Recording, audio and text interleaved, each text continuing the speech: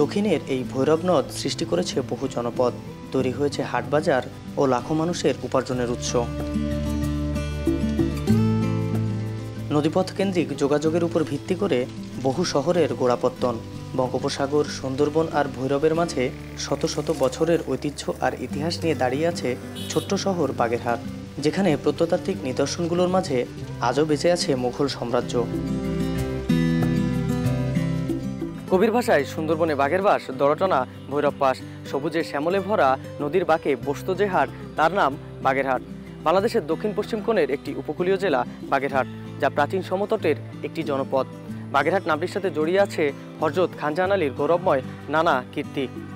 মধ্যযুগের গড়ে ওঠা এই বাগেরহাট শহর কতটুকু ধরে রাখতে পেরেছে তার ইতিহাস এবং কতটুকু এগিয়েছে এখানকার অর্থনীতি, তার গল্পই বলছি এখন।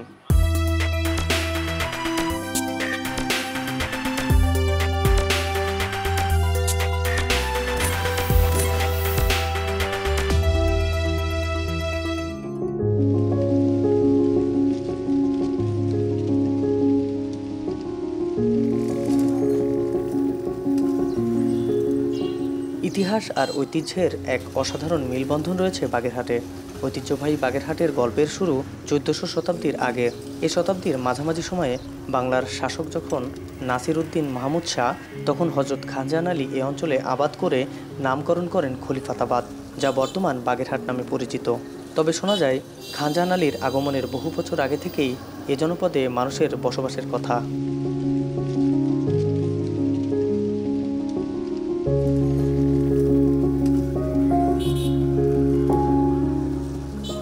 বাগেরহাট খুব বেশি পুরনো ভূখণ্ড না হলেও এখানকার সমৃদ্ধির ইতিহাস উপমহাদেশের বহু প্রাচীন জনপদের সমকালীন ও সমপর্যায়ের।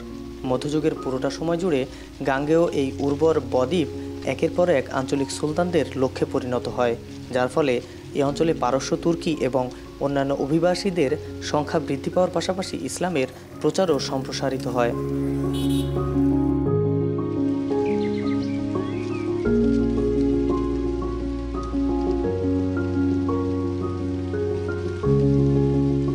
প্রাচীন ইতিহাস ও ঐতিহ্যের সাক্ষী এই ৬০ গম্বুজ মসজিদ। বাগেরহাট শহরে প্রবেশের আগেই চোখে পড়বে মসজিদটি। চুনসুরকি আর কালো পাথর দিয়ে তৈরি এই মসজিদের স্থাপত্যকলার সঙ্গে মধ্য এশিয়ার তুঘলক স্থাপত্যশৈলীর মিল রয়েছে। ইতিহাসবিদদের মতে খানজাহান আলীর দরবার হল হিসাবে 1400 শতাব্দীর মাঝামাঝি সময়ে স্থাপন করা হয় বাংলাদেশের প্রাচীন এই নিদর্শন। এই ৬০ গম্বুজ মসজিদটি নাম লিখিয়েছে বিশ্ব ঐতিহ্যের দরবারেও। ৬০ গম্বুজ মসজিদের ঠিক পশ্চিম পাশে রয়েছে খানজেলি দিঘি। খানজাহান আলীর সময়কালে খনন করা এই দিঘি আজও বয়ে বেড়াচ্ছে ইতিহাসের নানা গল্প।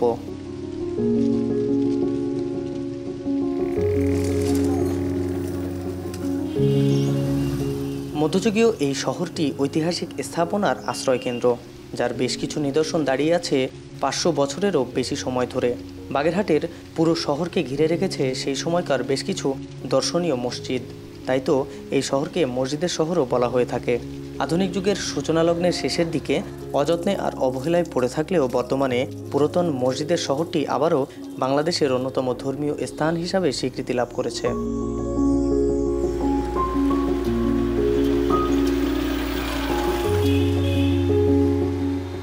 ৬০ গম্বুজ মসজিদে প্রবেশের প্রধান ফটকের ডান পাশে রয়েছে বাগেরহাট জাদুঘর।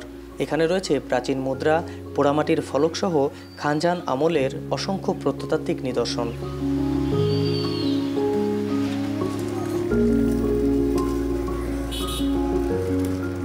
সাধক পুরুষ হযরত খানজাহান আলীর মৃত্যুর পরে তাকে সমাধিস্থ করা হয় খানজেলি দিঘির উত্তর পাড়ের একটি উঁচু ভূমিতে। সেখানকার কারুকাজগুলো করা হয়েছে মধ্যযুগীয় নিদর্শনগুলোর আদলে। হযরত খানজাহান আলীর রুহানি দোয়া লাভের আশায় এই মাজারে প্রতিদিন ভিড় হয় হাজারো মানুষের। খানজাহান যখন বাগেরহাট অঞ্চলে আসেন, উনি মূলত একজন শাসক এবং একজন, যদি বলা হয় যে গবেষক, আমরা তাকে ইঞ্জিনিয়ার বলতে পারি, একজন বিজ্ঞানী বলতে পারি। উনি একজন খ্যাতিমান পুরুষ ছিলেন, যাকে আমরা মহাপুরুষ বলতেই পারি। কীরকম, খানজাহান যখন বাগেরহাটে আসেন, উনি দেখতে পান বাগেরহাটের মানুষের সবচাইতে বড় সমস্যা পানির সমস্যা।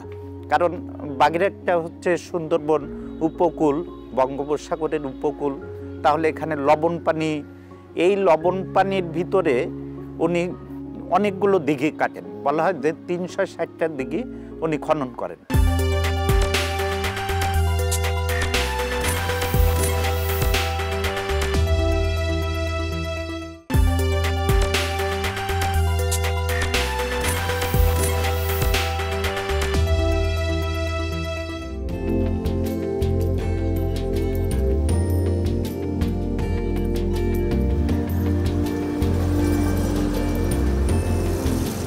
ব্রিটিশ শাসনামলে বহু জমিদারের আগমন ঘটে বাগেরহাটে। কেউ ছিলেন শাসক, আবার কেউ বা ছিলেন শোষক। তবে বেশিরভাগ জমিদারদের হাতেই বাগেরহাট শহরের উন্নতি হয়েছে। বাগেরহাটে মহেন্দ্র, মহেশ ও যদুনাথ নামে 3 ভাই দশানী জমিদার নামে বেশ পরিচিত ছিলেন। তাদের আগে বাগেরহাটে অনেক জমিদার আসলেও খ্যাতির দিক থেকে এগিয়ে ছিলেন তারা। স্থানীয় মানুষের জীবনমান উন্নয়নে বেশ ভূমিকা ছিল এই দশানী জমিদারদের। এছাড়াও বাগেরহাটে অনেক জমিদারই ছিলেন প্রজাবান্ধব। হযরত খানজাহান আলীর সময়কাল শেষে আসে ব্রিটিশ শাসনামল, আর সেই সময়কার জমিদারদেরই একটি স্থাপনা এই বাড়ি। এই জমিদারদেরই একসময় বলা হতো দশানী জমিদার, আর যার ফলে এই এলাকাটির নাম করা হয়েছে দশানী। তবে এই দশানী জমিদারদের শেষ চিহ্নটুকু এখন প্রায় নিঃশেষের পথে।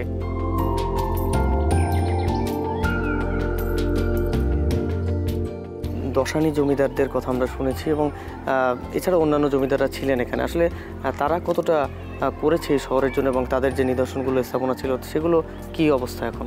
বাগেরহাট শহরের ক্ষেত্রে 2টা জমিদারদের অবদান খুঁজে পাওয়া যায়, তা হচ্ছে কাড়াপাড়ার জমিদার আর দশানী জমিদার।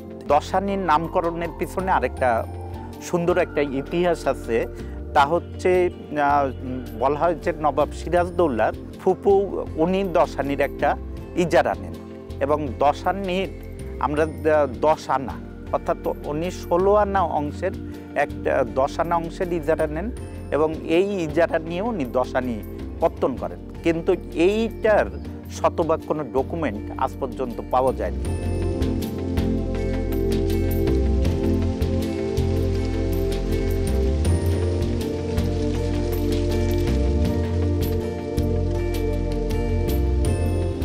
মধ্যযুগীয় এই শহর প্রতিকূল জলবায়ুতে মানব সভ্যতার বিকাশ এবং বৈশ্বিক জলবায়ু পরিবর্তনের তড়িৎ গতির সাথে লড়াইয়ের এক নীরব সাক্ষী হয়ে দাঁড়িয়ে আছে। ভৈরবের পাড় ঘেঁষা এই জনপদের মানুষ এখনও জীবন খোঁজে নদীর পাড়ে।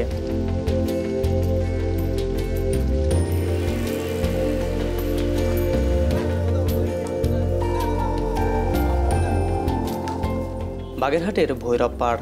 লোকমুখে শোনা যায় ভৈরব পাড়ের এই বাঁকে একসময় বসত হাট, আর সেই কারণেই এই জেলার নাম দেওয়া হয়েছে বাগেরহাট। এই হাটে নদীপথকে ব্যবহার করে দেশের বিভিন্ন জায়গা থেকে বাণিজ্য করতে আসতেন বণিকরা। এখন সেই জায়গাটিকে পুরাতন বাজার বলা হয়। তবে এই এলাকায় একসময় নাগ জমিদারদের প্রভাব ছিল, সে কারণেই এই বাজারটিকে আবার নাগের বাজারও বলা হয়ে থাকে। নদীকেন্দ্রিক জনপদের একটি বড় নিদর্শন বাগেরহাট। ইতিহাস বলে আজ থেকে কয়েকশো বছর আগে বাগেরহাটের এই নদী তীরবর্তী এলাকায় বসত বণিকদের হাট। তবে বাজার সম্প্রসারিত হলেও বর্তমানে সেই নদীকেন্দ্রিক যে ব্যবসা বাণিজ্য তা কিন্তু একেবারেই হারিয়েছে এই বাগেরহাট।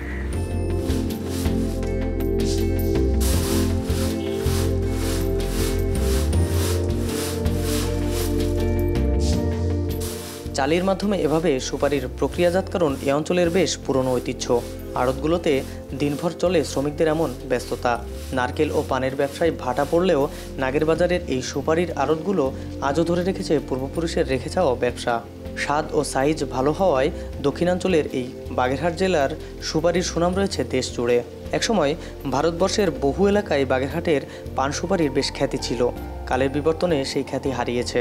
তবে এখনও বাগেরহাটের এই আড়তগুলো থেকে সুপারি যায় সারা দেশে। বাংলাদেশে গ্রাম অঞ্চলে যত বাজার আছে সপ্তাহে 2 দিন করে হাট হয়।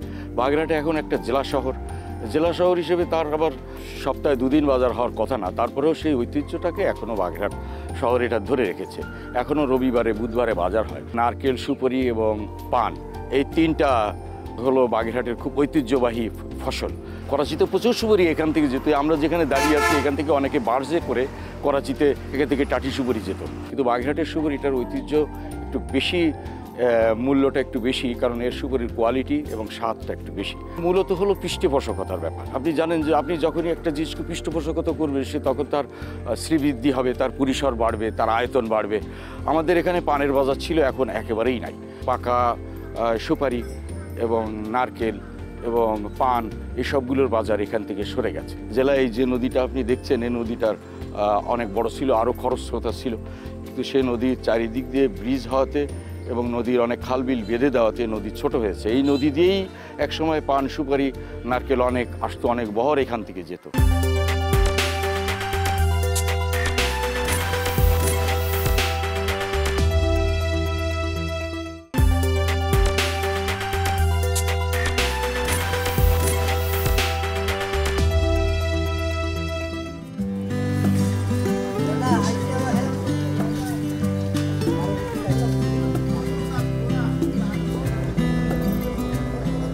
নদী পাড়ে বসে জেলেদের জাল প্রস্তুতের এমন দৃশ্য দৃষ্টি কাড়ে সবারই। প্রতিবারই জেলেরা জাল নিয়ে সমুদ্রে যাওয়ার আগে নতুন স্বপ্নে বিভোর হয়। সমুদ্রে নামার প্রস্তুতি নিয়ে তাদের সাথে অপেক্ষায় আছে মাছ ধরার এই ট্রলারগুলো। দক্ষিণাঞ্চলের বৃহত্তম সামুদ্রিক মৎস্য অবতরণ কেন্দ্র থেকে তারা যাবে দূর সমুদ্রে। তবে আগের মতো নেই মৎস্য ব্যবসাও। এই ব্যবসাও তার জৌলুস হারাতে বসেছে।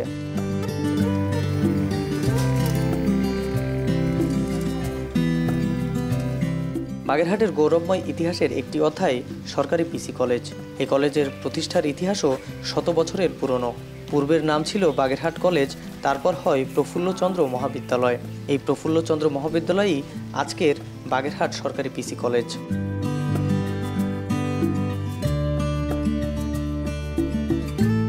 1915 সালে বাগেরহাট শিক্ষানুরাগী জনগণের উদ্যোগে কাড়াপাড়া গ্রামে এক শিক্ষক সম্মেলন অনুষ্ঠিত হয়। আর এই সম্মেলনে সভাপতিত্ব করেন বিশ্ববরেণ্য বিজ্ঞানী আচার্য প্রফুল্লচন্দ্র রায়। পরে নানা জটিলতার মধ্য দিয়ে 1917 সালের 28 অক্টোবর কলেজ প্রতিষ্ঠার বাস্তব পদক্ষেপ গ্রহণ করা হয়। 1918 সালের 9 আগস্ট কলা বিভাগের প্রথম পাঠদানের মাধ্যমে এই ঐতিহ্যবাহী কলেজের যাত্রা শুরু হয়। বর্তমানে এই কলেজের 8000-এরও বেশি শিক্ষার্থী ও 65 জন শিক্ষকের পদ রয়েছে। তবে শিক্ষা প্রতিষ্ঠান প্রশস্ত হলেও প্রশস্ত হয়নি শিক্ষার মান। এই কলেজটা স্থাপিত হচ্ছে 1918 ব্রিটিশ আমলে। এই কলেজটা স্থাপনার জন্যে আচার্য প্রফুল্লচন্দ্র রায় নামে যে বাংলার বিখ্যাত একজন দেশপ্রেমিক শিক্ষিত বিজ্ঞানী ছিলেন, তার নাম অনুসারে এই কলেজটার নাম দেওয়া হয়েছিল তখন। এখানকার সাংস্কৃতিক জীবন, এই সাংস্কৃতিক জীবনটা হচ্ছে এমনই যে বাগেরহাট শহরের সংস্কৃতি বলতে পিসি কলেজের সংস্কৃতি বোঝা যেত। এখানকার একজন জেলা প্রশাসক কিছুদিন আগেই আমার সামনে বলছিলেন যে আপনারা তো বলেন বাগেরহাটের ছিল এটা ছিল সেটা ছিল, সবই ছিল, আপনারা অতীতকাল পাস্ট টেন্স বলেন, আপনারা তো এখন কিছু বলেন না। তখন বাধ্য হয়ে বললাম, লজ্জার খাতিরেও বললাম যে এখন বলবার মতো এখন আর কিছু নাই, কারণ সবই অতীত ছিল। এখান থেকে অভিনেতারা চলে গেছেন, অভিনেত্রী চলে গেছেন, খেলোয়াড় চলে গেছেন, কিন্তু এই সাংস্কৃতিক জীবন আর শিক্ষা জীবন সেইটা নাই, আর সেটার আমরা খুব অভাব অনুভব করি।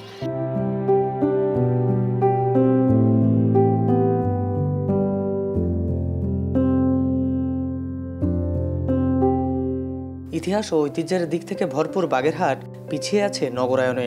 1958 সালে বাগেরহাট পৌরসভা স্থাপন করা হয়। তবে স্থাপনের পর থেকে শহরকে সাজাতে পারেনি দায়িত্বরতরা। এ শহরে বেশ কিছু পর্যটন কেন্দ্র থাকলেও পর্যটক টানতে পারছে না স্থানগুলো। অপরিকল্পিত নগরায়ন, রাস্তাঘাটের বেহাল দশা, পর্যটকদের থাকার জায়গার অভাবসহ সব মিলিয়ে হাহাকার এই শহরে। মহকুমা শহর থেকে যখন এটি যাত্রা শুরু করলো, তখন বাগেরহাট শহরে একটি টাউন কমিটি নামে একটি কমিটি ছিল এবং মিউনিসিপ্যালিটি হিসাবে এটা ব্যবহৃত হতো। বিভিন্ন জায়গায় জলাধার ছিল, সেখান থেকে মানুষ পানি নিয়ে খেত, এমন একটি অবস্থা ছিল। কিন্তু মানুষের শান্তিপূর্ণ একটি সহ অবস্থান এখানে ছিল, যেটা আমরা দেখেছি। কিন্তু পরবর্তীতে এসে সেই মিউনিসিপ্যালিটি থেকে যখন এটা জেলা শহরে উন্নীত হলো, বাগেরহাটকে পৌরসভায় উন্নীত করা হলো, তখন থেকে আর এর অগ্রযাত্রা ওইভাবে পরিলক্ষিত হয়নি। নগরায়ন এখানে হওয়া উচিত ছিল। আপনার যদি বলি যে যাতায়াত ব্যবস্থার ক্ষেত্রে আপনি রাস্তাঘাটের যে পরিকল্পিত একটি শহর বলতে যেটা বোঝায়, তার ড্রেনেজ ব্যবস্থা, সোয়ারেজ ব্যবস্থাগুলি, রাস্তাঘাট, পয়ঃনিষ্কাশন, সুপেয় পানি, সব কিছু মিলিয়ে মানুষের যে নাগরিক চাহিদা, নাগরিক হিসাবে রাষ্ট্রের কাছ থেকে তার যে বিষয়গুলি পাওয়া উচিত ছিল সেখান থেকে সে বঞ্চিত। এবং এই কাজটি করতে যারা রাজনৈতিকভাবে এসেছেন তারা এটিকে সুচারুভাবে করতে সক্ষম হন। মানুষের কর্মসংস্থানের যে বিষয়গুলি নিয়ে মানুষ তার জীবন জীবিকা নির্বাহ করতে পারে সেটি আসলেই বাগেরহাটে তেমন কোনো ব্যবস্থা নাই। বাগেরহাট শহরটা একটা ময়লার ভাগাড়ে পরিণত হয়েছে, এটা আমরা যদি বলি এটা একেবারেই অন্যায় হবে না। শিক্ষা ব্যবস্থা যেমনটি পিছিয়ে, তেমন পিছিয়ে যোগাযোগ ব্যবস্থা, রাস্তাঘাট, মানে সব মিলিয়ে, এবং দখলদারিত্বের একটা প্রতিযোগিতাও চলছে।